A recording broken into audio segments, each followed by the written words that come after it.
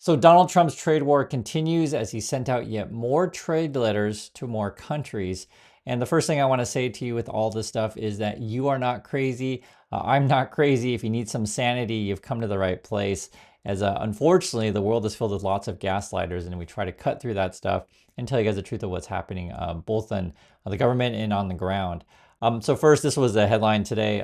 Trump's tariff letters to world leaders are copy and pasted, as you guys already know that. So yes, it's basically the same letters that they sent out before. And these days, most of the stuff that Trump is doing is unpopular, which is even more insane, like living in democracy. Why is he doing all these things when people don't like it, right? Poll finds Trump's legislative package is still unpopular after passage. So you're getting 53% of Americans oppose it, while only 35 support it. And basically, all the stuff that Trump is doing is to benefit him and his billionaire buddies and hurt regular people on the ground. Have a listen to this. It's going to be 1 million less meals a year for people who need them from just one nonprofit. They're doing this Doge subcommittee and they're talking about all these different things. Oh, look at all these different things. They've cut 1 million meals from the greater Philadelphia region. Just my region alone. And I'm not just talking about in the city. I can feel somebody goes, oh, that's the people in the city. No, a lot of these meals also go out to people in the suburbs. And not just in Pennsylvania. They feed people in South Jersey too. 1 million less meals. When you do the math, 365 is 3,000 meals a day that are cut. That's interstate commerce. That is across state lines. This is the type of stuff the federal government should be doing, but isn't, which is why nonprofits step in. And that's why the federal government looks around and goes, well, that's less work for us. We'll let these nonprofits, these local food banks handle it. And guess what they did? Instead, guys like Elon stepped in with their wacky eyes looking at the ceiling and not looking down, where actual human beings are, where the nonprofit workers are every single day. And instead, where's Elon? Elon in the sky, looking at his little rockets, watching them explode with all the money that we could be using to feed our people today. But let Marjorie Taylor Greene and let her little cabal of losers stand up there with their charts and figures that they've handpicked and tell you that the nonprofits are ripping people off. While instead, where's it going? Where's it going, Marjorie Taylor Greene? And I wanted to show you guys this because it's just always a good reminder of the stuff that Trump does, the stuff that, you know, him and his buddies do, the Elons, or here he's talking about Marjorie Taylor Greene. It hurts regular people on the ground, and a lot of their policies don't make sense. And talking about the Trump stuff, and basically the way that they get it out there is because they keep the populace uninformed and uneducated. And when you question them, they gaslight you. So I just always want to remind you guys, there are real people being affected. This gentleman was, you know, talking from Philadelphia, talking about food banks, which obviously serve an important role in the community. And then now you have Trump yet raising more taxes, right? We say tariffs, but it's basically a tax that you're going to pay. So your cost of goods are going to go higher.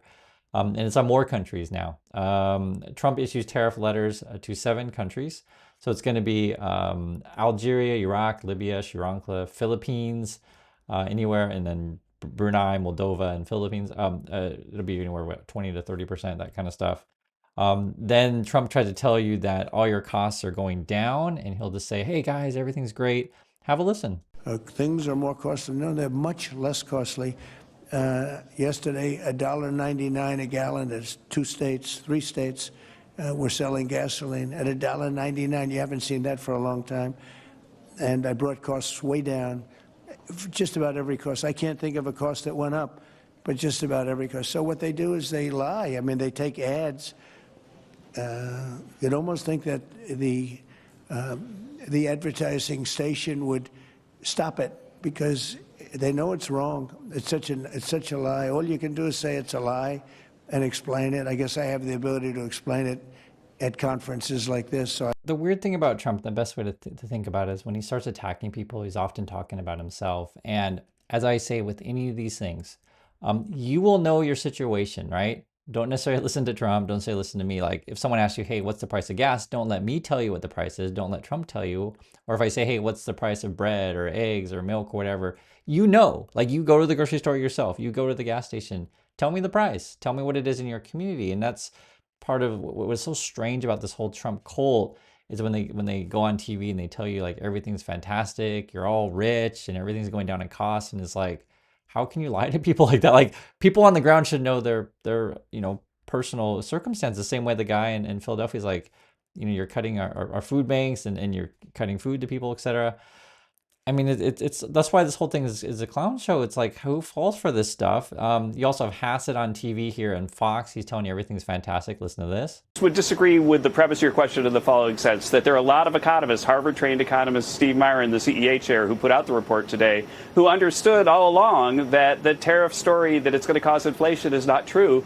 And to be fair, I've been on Fox and other networks all the way since January 20th explaining why the tariffs are not going to cause inflation. So basically, again, Trump's essentially raising taxes, inflation. It's really going to have deep effects on people on the lower economic scale. Basically, the poor, you're going to pay more for stuff at Walmart, more at the grocery store, more in gas. It's just, things are going to cost more across the board. And then the tax cuts that he put into place were basically tax cuts for the wealthy. And then he's cutting your health services, your food services, these kind of things. And then they tell you like everything's great. And that's why I always find it so strange that anyone would support the Trump stuff, because again, you're going to know what's happening on the ground. And this is sort of why I try to go over what is happening and be honest with you about this stuff. More Trump now is, it feels like he's setting tariffs at just arbitrary rates. So now it's a 50% tariff on Brazil. And basically he writes this whole letter about, why are you going after Bolsonaro? And if you don't know, that's basically like a Trumper kind of person. And if you want to read the whole thing, you can. He's calling about stuff as secret and unlawful. It's a witch hunt, right? It's just Trump kind of stuff that he says. And that's what we're doing. And, essentially what we're seeing is a reorganization of trade in the world. I think there's going to be new trading blocks formed, as we're already seeing. USA is pushing several countries away, and China's like, hey, we're not going to be so erratic as Trump is. We're going to be your trading partners. We're going to lower, trade barriers, whereas Trump is literally putting them up. That's what the tariffs are. And I do want to talk about this also. India plans to kickstart rare earth output to cut China reliance. So you're going to start to have divisions on things, and maybe we'll go into a situation to where countries don't trade quite so much. And try to be more self-reliant, which isn't necessarily a good thing. There are reasons why you want to trade. There are sometimes reasons why you don't necessarily want to trade. Let me show you an example, and I want to give a more personal thing. This is something that the Trump people were putting out. I thought was an interesting discussion. This is on shrimping in USA, and should you have tariffs regarding shrimping. Listen to this. The president is doing a wonderful job at leveling the playing field by negotiating these tariffs so that we can protect the American worker, the American fisherman, the American shrimper, and this industry, and how important it is to these men who sat around this table to tell me their life stories. Yes, and we're so glad that Trump and the global America is definitely going to survive at this point.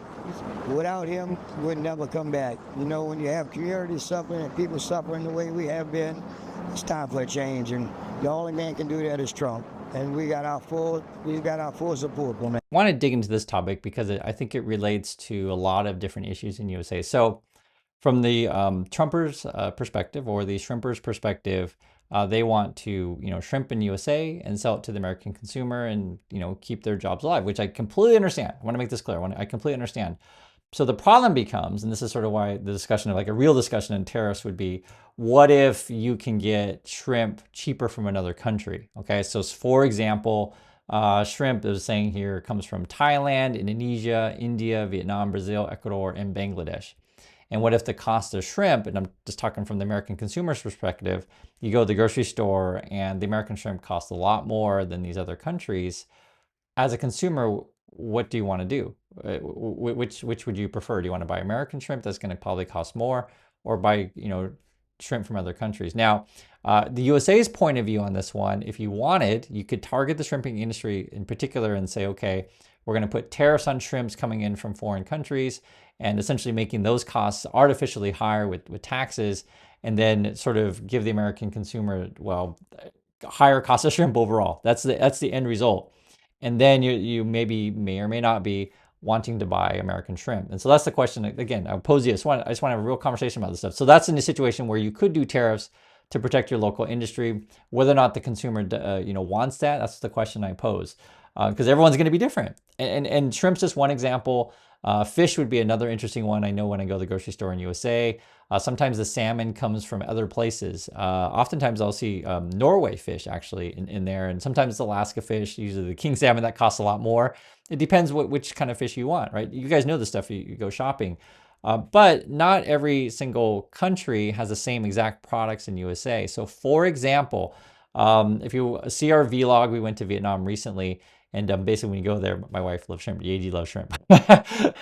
And shrimp, it's tiger shrimp is actually in particular, it's fantastic in Vietnam. It's this huge shrimp, and you can't really get it in USA at the same cost, and you have other issues. I guess it's an invasive species to Americans, but find my video on that. Point being though, there's certain products around the world that you can't get in USA. Coffee would be another interesting example. It's really hard to grow in USA. I think you can grow it maybe a little bit in Hawaii, but that's about it. And I even looked up the tiger shrimp one because I was just kind of curious. It says here, tiger shrimp, also known as giant tiger prawns, are native to Indo-Pacific region, including Southeast Asia, Australia, and parts of the Pacific Ocean. They are also found in southeastern and Gulf coast in the United States, where they're considered an invasive species. So that part was pretty interesting. So it's not really practical to have tiger shrimp in the USA. And so that's an example of like why you would want tariffs if you want to do it. And again, it just depends on what policy you want to set. But you don't necessarily want to put tariffs across the board on a particular country, because maybe, say, for example, there's, let's say we want to protect our shipping industry and you want to, raise the cost of shrimp for everyone so that you buy more American shrimp and then you have shrimping jobs, whatever. But there may be other products from Thailand, for example, that we can't get in USA or we wouldn't produce in USA. Clothes being an example of something like that. But this is sort of how complicated this stuff can be. And then you have on top of that, Trump gaslighting you, then you have our bubble market. So I mentioned this in the last video, but it is totally a bubble. Bitcoin's now at 112,000. If you got in early, fantastic. You guys are doing great. I think it's going to pop any moment. Nvidia's right up there at the top, because the problem is that what value does Bitcoin and Nvidia offer to your life? Be it the shrimper's job, is Bitcoin gonna get you a job, right, for shrimpers? Or is Nvidia gonna get you a job or help you with, say, for example, with FEMA? Meaning that people are suffering the effects of the flood situations, you guys know, in Texas. You have incompetent people at the Trump level, and unfortunately, this is what it is. It says FEMA aid Texas floods. NOAA urges eliminating the U.S. agency as it exists today. So they're already talking about more cuts. That's why I showed you the guys, the gentleman, the first in Philadelphia, talking about the food banks and such, or talking about Trump's gaslighting you on gas prices. So this is the main problem that we have, is you have actually real world problems on the ground, be it shrimpers or food shortage or whatever. And then you have people at the top, right, the Trumps and the Musks, who don't understand regular people's lives at all. These people are born rich and completely disconnected from reality, and they're just concerned about keeping their con going. That's what this ends up all being. And then you got, this kind of stuff. And I want to bring this in. We don't talk about college football that often on this channel, but it relates to where, U.S. culture is right now, or heading in that direction. So for example, I saw this today in the news. We don't know the rules. Big 12 coaches still wrestling with new world order after player payment changes. If you've been following this, for those of you who like college sports, basically it's becoming like professional sports essentially, right? And you have this idea where, now you can, is it name, image, likeness, the NIL laws or rules. So now players can, get salaries, and they can, sell their image and, sign autographs, all this kind of stuff, and get contracts and agents. It's a whole other ballgame these days. And there's something else. You're seeing a lot of people lie and promise fake things. And it's funny because when I saw this, I was like, this is totally like the markets that win right now, right? This is U.S. culture. People are lying, faking things. That's like Trump and Musk. And this is more, again, college football is a example of sort of where U.S. culture is right now. Schools are making big enough contract offers to recruits that they cannot possibly remain under college football's new compensation cap, some coaches believe. Others are guaranteeing third-party NIL deals as part of the total compensation package to athletes, something against new revenue share rules. And I think we're talking about leagues and TV contracts, these kind of things. If you've been following the story, you also know that several teams have realigned, changed conferences. I'm bringing all this stuff up because it's a representation of where we are as a culture. It's all the chase for dollars and screw tradition, screwing sort of reasonable decisions here. Here's another one. A few are doling out cash from their collectives to high school players, and what? I don't even know what to say. I'm befuddled. Like, I knew there was a reason why I wasn't interested in college football anymore. I used to like it when I was younger, but now I don't really like it. I think it's because there's just too much money involved. Deion Sanders wants a salary cap for college football. That's the discussion. And then you have what's going on with the Fed. Again, this is all related. It's all related to sort of bubble. You got the bubble in crypto. You could say bubble and chase for greed in college football. You have the gaslighting at the top. The Fed is then, being under pressure from Trump to cut rates, start printing that money again. The Fed is like, well, we're probably going to stay neutral, maybe not cut as much as you think we are. And their minutes came out. Officials who believe lower rates would be appropriate later this year thought those moves could be justified by a weaker labor market or more modest and temporary inflation pressure from tariffs. So they expect inflation from tariffs. And what if no one has a job, right? That's weaker labor market. So that's when theoretically you cut rates. So don't necessarily think that cutting rates is a good thing. And they may not cut as deep as Trump wants. That's also been the news on this. And then you also have this. Trump is looking to possibly fire yet more federal workers. And so let me try to just put all this stuff together just so it makes sense. You have people at the top, be it Trump, Musk, whoever, who are completely incompetent. They're disconnected from people on the ground. They're looking to fire you. They just want to lower rates so that all their billionaire buddies can borrow yet more money to pump up yet said more crypto. And then college football, which is basically entertainment, right? You guys know this, is a example and representation of where we are as a culture. And then when you talk about tariffs, I'm not against tariffs as a whole, but the way Trump's are doing it, they're doing it in mass, the same way they fire people in mass. It doesn't really make any sense. It's not systematic. It's not logical. And that goes back to their incompetent people at the top. So I hope you guys understand what we're talking about here today. I know we cover a lot, but I just want to fill you in on what's going on in the world. So I do appreciate your time. I do appreciate you watching, and I'll catch you all in the next video.